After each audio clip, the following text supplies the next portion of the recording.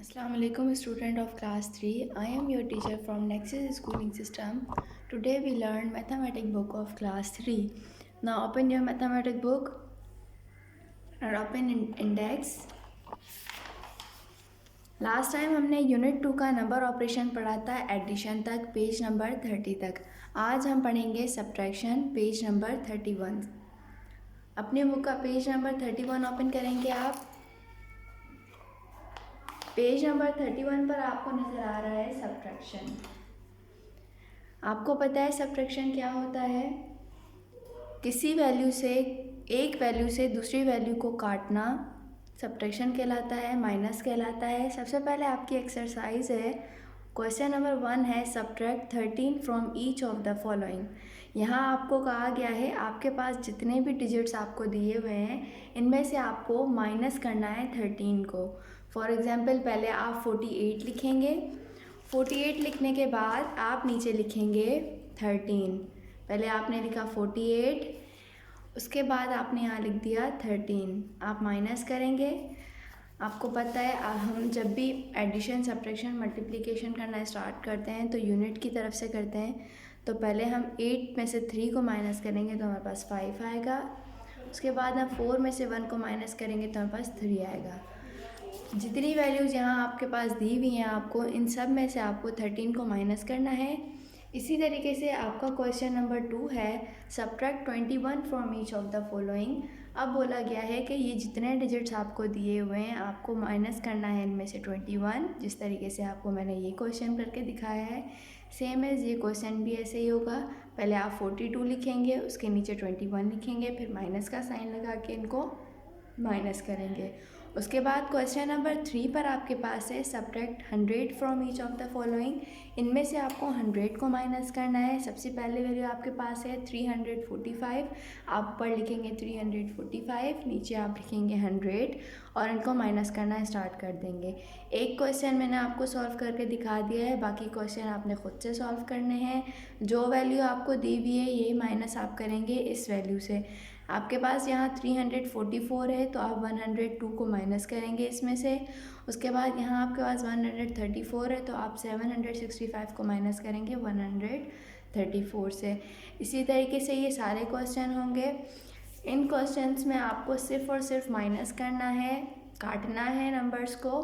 उसके बाद page number 32 पर आपके पास लिखा हुआ है सब्ट्रैक्शन विदाउट बोरोइंग। एग्जाम्पल आपको सब्ट्रैक्ट करना है, काटना है नंबर्स को, माइनस करना है। जिस तरीके से हमने पीछे एक क्वेश्चन किया सेम एज वैसे ही एक क्वेश्चन मैं आपको यहाँ करके दिखाऊंगी, बाकी क्वेश्चन आप खुद से करेंगे। पहला क्वेश्चन है आपके पास, मैंने आपको अभी बताया कि जब भी हम माइनस करना स्टार्ट करेंगे तो हम वंस की या यूनिट की तरफ से स्टार्ट करेंगे। जब भी हम मैथ्स का कोई भी सॉल्व करते हैं क्वेश्चन तो हमेशा हम जो है वो यूनिट वंस की तरफ से स्टार्ट करते हैं। सबसे पहले आपके पास ऊपर वैल्यू है 6 और नीचे आपके पास आपको नज़र आ रहा है 5। तो हमें बोला गया है कि 6 में से जब हम 5 माइनस करेंगे तो हमारे पास क्या आएगा? आप जानते हैं जब हम 6 में से 5 को माइनस करेंगे तो हमारे पास आंसर क्या आएगा? 1। क्या आंसर आएगा? 1। उसके बाद आपके पास लिखा हुआ है ऊपर 9 लिखा हुआ है, नीचे 8 लिखा हुआ है। बोला गया है कि 9 में से आप 8 को माइनस करेंगे तो हमारे पास आंसर क्या आएगा? 1। उसके बाद आपके पास ऊपर लिखा हुआ है 7, नीचे लिखा हुआ है 4। 7 में से जब हम 4 को माइनस करेंगे तो हमारे पास आंसर क्या आएगा? 3। बिल्कुल इसी तरीके से जब हम बराबर में हमारे पास 8 है और नीचे हमारे पास 7 है तो हम जब 8 में से 7 को माइनस करेंगे तो हमारे पास आंसर 1 आएगा। 9 के नीचे कुछ नहीं है तो हमारे पास 9 ही आएगा।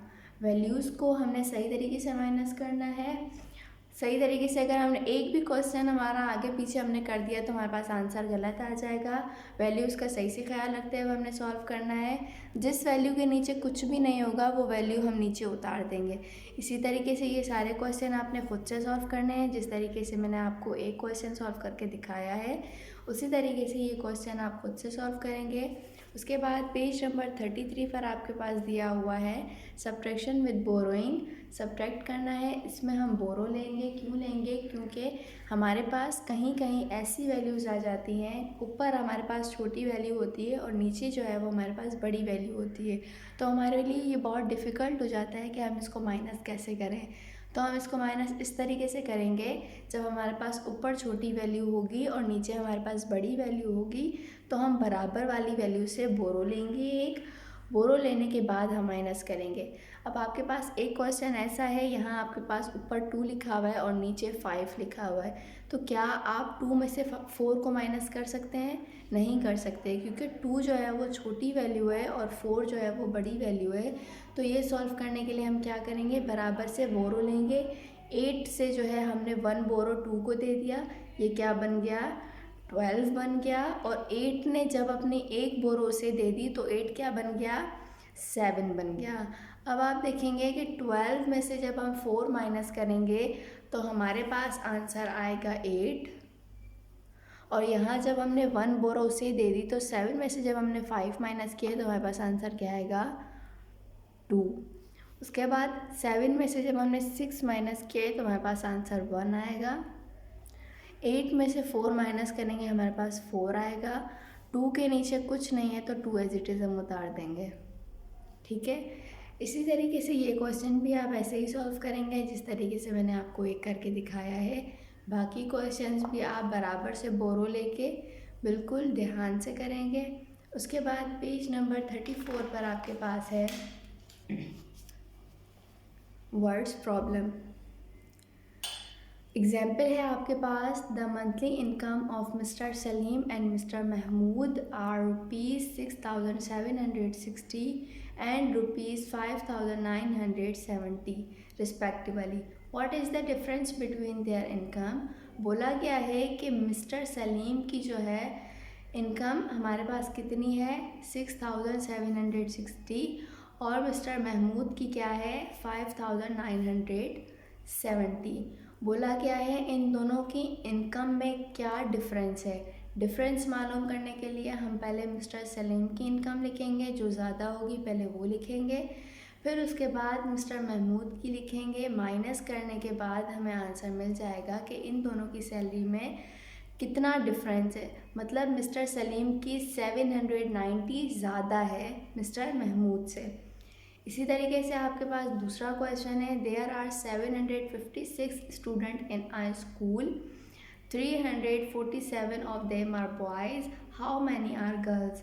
बोला गया है एक स्कूल में 756 जो है वो पूरे स्टूडेंट थे और उसमें बॉयज़ कितने थे? 347। अब हम मालूम कैसे करेंगे? पहले हम 756 लिखेंगे, फिर माइनस लिखेंगे, फिर 347 लिखेंगे, फिर हमारे पास जो आंसर आएगा हमें पता चल जाएगा कि उस स्कूल में इतनी गर्ल्स थी, क्योंकि यहाँ पूछा गया है कि गर्ल्स कितनी थी। इसी तरीके से एक एग्जाम्पल आपके पास सॉल्व हुई भी है, दूसरी मैंने आपको समझा दी है। बाकी क्वेश्चन आप खुद से करेंगे। खुद से करने के बाद आप पेज नंबर 35 पर आएंगे। 35 पर आपका टॉपिक चेंज हो गया है, मल्टीप्लिकेशन आ गया है। जिस तरीके से हम एडिशन पढ़ते हैं, सब्ट्रैक्शन पढ़ते हैं, उसी तरीके से मल्टीप्लिकेशन पढ़ते हैं और मल्टीप्लिकेशन के बाद हम डिवीजन पर आते हैं। तो अभी हमारा टॉपिक स्टार्ट हुआ है मल्टीप्लिकेशन टेबल। पेज नंबर 35 पर है आपके पास। Study this multiplication table. आपको कहा गया है कि इन टेबल्स को आप स्टडी करेंगे। एक बात हमेशा याद रखें, जब भी आप मल्टीप्लिकेशन करेंगे तो आपके लिए ये ज़रूरी है कि आपको टेबल्स आने चाहिए। अगर आपको टेबल्स नहीं आते तो आप कभी भी मल्टीप्लिकेशन सही तरीके से नहीं कर सकेंगे। आपके पास पेज नंबर 35 पर 2 से लेकर 10 तक पूरे टेबल्स दिए हुए हैं, ये पहले आपने याद करने हैं। याद करने के बाद आपको पेज नंबर 36 पर आकर अपने क्वेश्चंस सॉल्व करने हैं। आपके पास सबसे पहले लिखा हुआ है multiplication. 2 numbers can be multiplied in any order. Example, 6 multiply by 8 is equal 48, 8 multiply by 6 is equal 48, 7 multiply by 1 is equal 7, 1 multiply by 7 is equal 7। बोला गया है कि आप अगर 6 को 8 से मल्टीप्लाई करेंगे या 8 को 6 से मल्टीप्लाई करेंगे, आपके पास आंसर दोनों सूरतों में सेम ही आएगा। जैसे यहाँ हमने पहले 7 को 1 से किया तो 7 ही आया, फिर हमने 1 को 7 से किया तो हमारे पास आंसर सेम ही आया। अगर आप दो जगह आप टेबल्स को मल्टीप्लाई कर रहे हैं, जैसे यहाँ पर आपके पास है 6 मल्टीप्लाई 8, पहले आपने 6 लिखा फिर 8 लिखा, आपके पास आंसर 48 आया। इसी तरीके से पहले आप 8 लिखेंगे फिर 6 लिखेंगे तो आपके पास आंसर हमेशा सेम ही आएगा दोनों सूत्रों में। When a number is multiplied by 0, the answer is always 0। जब कोई नंबर आपके पास 0 से मल्टीप्लाई होता है तो आपके पास इसका आंसर 0 ही आता है। फॉर एग्जांपल यहाँ आपके पास 0 मल्टीप्लाई बाय 5 है तो आपके पास आंसर 0 ही आएगा। उसके बाद 0 मल्टीप्लाई 8 है तो आपके पास आंसर 0 ही आएगा। Multiply and check your answer. सबसे पहले आपको एक दिया हुआ है, सॉल्व हुआ हुआ है। 7 multiply by 8 is equal 56, 8 multiply by 7 is equal 56। दोनों सूत्रों में आपका आंसर सेम ही आया है। इसी तरीके से नेक्स्ट क्वेश्चन है आपका 9 multiply by 0 is equal 0, 0 multiply by 9 is equal 0। उसके बाद 1 6 आपके पास 6 आएगा और यहाँ आप 6 मल्टीप्लाई बाय 1 करेंगे तो आपके पास आंसर 6 ही आएगा। दोनों सूत्रों में आपका आंसर सेम ही आएगा। एक क्वेश्चन आपके पास सॉल्व हुआ हुआ था, दो मैंने आपको करके दिखाए हैं। इसी तरीके से नेक्स्ट आप खुद से करेंगे। उसके बाद आपके पास एक्सरसाइज है राइट द मिसिंग नंबर। आपको मिसिंग नंबर्स लिखने हैं, जो नंबर यहाँ से मिस है। सबसे पहले दिया हुआ है 6 मल्टीप्लाई बाय देश इज इक्वल 54। बोला गया है कि 6 के टेबल में 54 कब आता है, तो इसके लिए हम पेज नंबर 35 पर जाके देखेंगे कि 6 के टेबल में हमारे पास 54 कब आता है। तो आइए मेरे साथ चेक करें। आप 6 का टेबल देखेंगे, हम 6 के टेबल में हम देखेंगे 54 कब आता है। 6 9 जा 54, तो इस ब्लैंक में हमारे पास क्या आएगा, 6 9 जा 54। बिल्कुल इसी तरीके से हमें कहा गया है कि dash multiply by 5 is equal 30। बोला गया है ऐसा कौन सा टेबल है जिसमें जब 5 दफ़ा हम पढ़ेंगे तो हमारे पास आंसर 30 आएगा। तो पहले हम चेक कर लेते हैं। 5 का टेबल हम 5 दफ़ा पढ़ेंगे तो 25 आएगा, ये नहीं होगा। मतलब 6 का टेबल हम 5 दफ़ा पढ़ेंगे तो 30 आएगा। तो हमारे पास आंसर यहाँ क्या आएगा, 6 मल्टीप्लाई बाय 5 इज इक्वल 30। इसी तरीके से बोला गया है 5 multiply by dash is equal 20। 5 का टेबल हम कब तक पढ़ेंगे, जो हमारे पास आंसर 20 आएगा। तो पेज नंबर 35 से हम हेल्प लेंगे, 5 के टेबल पे जाएंगे, देखेंगे 5 के टेबल में 20 कब आता है। 5 4 जा 20, तो इस ब्लैंक में क्या आएगा, 5 4 जा 20। जिस तरीके से मैंने आपको 3 सॉल्व करके दिखाए हैं, बिल्कुल सेम आपने भी ऐसे ही सॉल्व करने हैं। अगर आपको टेबल याद नहीं है तो फर्स्टली आप टेबल याद करेंगे और पेज नंबर 35 की मदद से ये क्वेश्चन सॉल्व करेंगे। उसके बाद पेज नंबर 37 पर आपके पास है multiplying 2 digit number without carrying. Example आपके पास एक सॉल्व हुई हुई है, दूसरी भी सॉल्व हुई हुई है। उसके बाद हम एक खुद करके दिखाऊंगी मैं आपको, उसके बाद सारे क्वेश्चन आप खुद से करेंगे। इसमें सिर्फ़ और सिर्फ आपको टेबल्स पढ़ने हैं। टेबल्स पढ़ने के लिए हम क्या करेंगे, सबसे पहले मल्टीप्लाई द यूनिट करेंगे, फिर मल्टीप्लाई द टेंस करेंगे। पहले हम क्या करेंगे, मल्टीप्लाई यूनिट करेंगे, उसके बाद मल्टीप्लाई 10 करेंगे। मतलब पहले जो नीचे वैल्यू दी हुई है आपके पास, उसको हम ऊपर वाली वैल्यू से मल्टीप्लाई करेंगे, फिर उसको हम बराबर वाली वैल्यू से मल्टीप्लाई करेंगे। तो आइए स्टार्ट करते हैं। आपको पता है 2 2 ज़ा क्या आता है, 2 2 ज़ा 4। उसके बाद जब हमने इन दोनों को आपस में मल्टीप्लाई कर दिया, टेबल पढ़ लिया, 2 2 ज़ा 4 आ गया, तो हम क्या करेंगे, 2 1 ज़ा 2। हमारे पास आंसर क्या आया, 24। इसी तरीके से यहाँ आपके पास ऊपर लिखा हुआ है 21 और नीचे लिखा हुआ है 22। तो हम सबसे पहले 2 का टेबल पढ़ेंगे, 2 1 ज़ा 2, 2 2 ज़ा 4। आंसर हमारे पास क्या आया है, 42। इसी तरीके से हम पढ़ेंगे 3 2 ज़ा 6, 3 3 ज़ा 9। सिर्फ और सिर्फ टेबल्स पढ़ना है। टेबल्स पढ़ेंगे और हम लिखते जाएंगे 2 4 ज़ा 8, 2 2 ज़ा 4। इसी तरीके से यहाँ पर भी आप पहले 2 का टेबल 4 तक पढ़ेंगे, फिर 2 का टेबल 1 तक पढ़ेंगे। सेम सारे क्वेश्चन आपके पास ऐसे ही होंगे। इसके बाद पेज नंबर 38 पर आपके पास है multiplying 2 digit number with carrying, 2 digit number को हमने क्या करना है, मल्टीप्लाई करना है। मल्टीप्लाई करेंगे और जो बड़ी वैल्यू आएगी उसको हम यहाँ ऊपर कैरी दे देंगे। कैरी देने के बाद हम प्लस कर देंगे। सबसे पहला आपके पास ऊपर लिखा हुआ है एक्सरसाइज में 19 और नीचे लिखा हुआ है 5। तो हम क्या करेंगे, पहले हम 5 का टेबल पढ़ेंगे 9 तक, फिर 5 का टेबल पढ़ेंगे हम 1 तक। जैसा कि आपको पहले 5 का टेबल आता है तो आप 5 9 लिखेंगे। क्या आता है, 5 9 हमारे पास आता है 45। 45 2 डिजिट नंबर है तो 2 डिजिट नंबर हम एक साथ नहीं लिखेंगे। 45 का 5 हम यहाँ लिखेंगे और 4 हम ऊपर लिख देंगे। ऊपर लिखने के बाद 5 1 आपके पास आता है 5, 5 1 आपके पास 5 आता है तो 5 में हम 4 प्लस करेंगे तो हमारे पास क्या आएगा 9।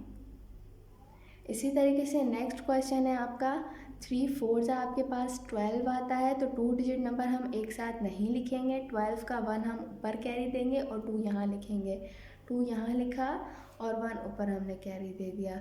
उसके बाद 3 4 आपके पास 12 आता है, 12 में हमने 1 प्लस किया, हमारे पास आंसर क्या आया 13। इसी तरीके से नेक्स्ट है आपके पास 32 और नीचे आपके पास 6 है। तो पहले हम 6 2 पढ़ेंगे। 6 2 हमारे पास 12 आता है, 2 यहाँ लिखा, 1 हमने यहाँ ऊपर लिख दिया। 6 3 18, 18 में 1 प्लस किया 19। इसी तरीके से आपने ये क्वेश्चन करने हैं कैरी देकर, जिस तरीके से मैंने आपको 2-3 क्वेश्चन मैंने आपको सॉल्व करके दिखाया है। बाकी क्वेश्चन आप खुद से करेंगे, बराबर बोरो देंगे, कैरी देंगे। कैरी देने के बाद जो ऊपर वैल्यू आएगी उसको इससे ऐड करने के बाद आप नीचे लिख देंगे। इसके बाद पेज नंबर 39 पर आपको नज़र आ रहा है multiplying 3 digit numbers with carrying. 3 digits number को करना है, ये भी इसी तरीके से होगा जिस तरीके से 2 डिजिट नंबर हुआ। सबसे पहले लिखा हुआ है 156 और नीचे लिखा हुआ है 2। तो आप सबसे पहले 2 का टेबल पढ़ेंगे 6 तक, फिर आप 2 का टेबल पढ़ेंगे 5 तक, फिर आप 2 का टेबल पढ़ेंगे 1 तक। सबसे पहले आपके पास है 2 6 हम क्या लिखेंगे, 2 6 क्या आता है 12। 12 का 2 हम यहाँ देंगे और 1 हम ऊपर दे देंगे। 5 के ऊपर हमने 1 कैरी दे दी। उसके बाद 2 5 से हमारे पास 10 आता है, 10 में हमने 1 प्लस किया 11 आ गया। 11 का 1 हमने यहाँ लिखा और 1 हमने जो है वो इस 1 के ऊपर लिखा। उसके बाद 2 1 2, 2 में 1 प्लस किया 3, आपके पास आंसर आ गया 312। इसी तरीके से ये सारे क्वेश्चन आपने खुद से सॉल्व करने हैं। ये खुद से सॉल्व करने के बाद पेज नंबर 40 पर आएंगे आप। पेज नंबर 40 पर आपके पास आपको नज़र आ रहा है मल्टीप्लिकेशन कार्ड। मल्टीप्लिकेशन कार्ड में आपके पास टेबल्स लिखे हुए हैं, नंबर्स लिखे हुए हैं बिल्कुल, और आपके पास सबसे पहले लिखा हुआ है how to use the card to find the answer of 4 multiply by 3 with 1 finger of the right hand go down the 4th column। बोला क्या है 4 मल्टीप्लाई बाय 3 का आंसर मालूम करने के लिए आप क्या कहाँ जाएंगे, डाउन जाएंगे, राइट हैंड साइड से जो है वो डाउन जाएंगे 4th कॉलम में। 1 2 3 4 4th कॉलम में आ गए आप। उसके बाद आपको कहा गया है with a finger of the left hand go across the 3rd column. फिर बोला गया है लेफ्ट हैंड की फिंगर से आपको 3rd कॉलम में जाना है। यहाँ आपको नज़र आ गया, यहाँ आपके पास आंसर 4 है और यहाँ आपके पास ऊपर लिखा हुआ है 3। तो बोला गया है 4 मल्टीप्लाई बाय 3 मालूम करने के लिए आपको इसी 4 की सीध में जाना है। तो आपके पास आंसर क्या आया 12। The number where the finger touch is the answer 12। जहाँ हमारी फिंगर जाके टच होगी इसी की सीध में और इसी के बिल्कुल नीचे, तो हमारे पास आंसर क्या आया है 12। तो आप जानते हैं 4 3 से क्या आता है 12, मतलब हमारा आंसर क्या है वो सही है। उसके बाद हमारे पास लिखा हुआ है 5 मल्टीप्लाई बाय 6। इसका आंसर भी हम इसी तरीके से मालूम करेंगे।